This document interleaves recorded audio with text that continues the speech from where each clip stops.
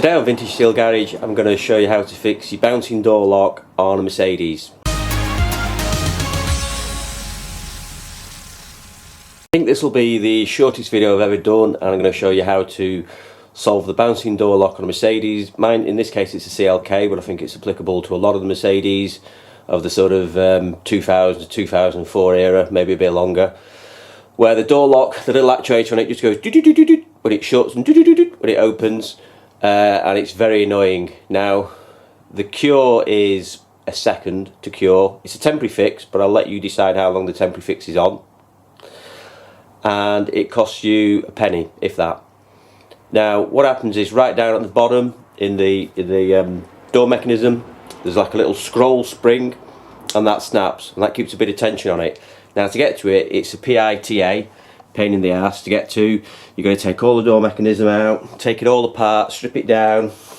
It's a nightmare, and I'm going to show you how to fix it with this, which is a little cable tie at a second of your time, and it'll be bliss. It's not bouncing. Let me show you what to do.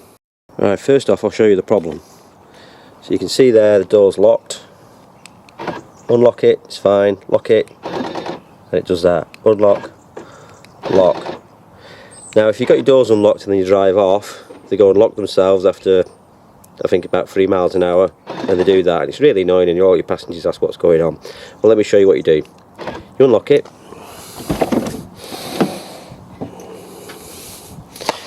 Now, as I say, down in here, in this mechanism, there's a little spring that just puts a bit of tension on this and just pulls it down.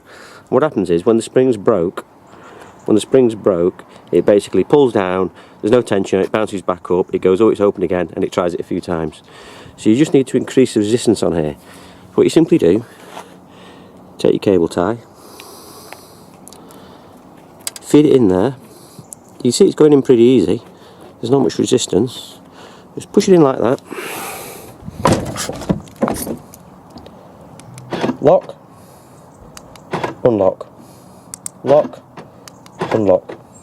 It's as easy as that. Now what I might even do on mine, I mean, okay, you can see the head of the cable tie here, but I can live with that. I might even just pull it up, spot super glue on the back, snip the head off, and that'll do. But I'm happy to leave it like that for now. So basically,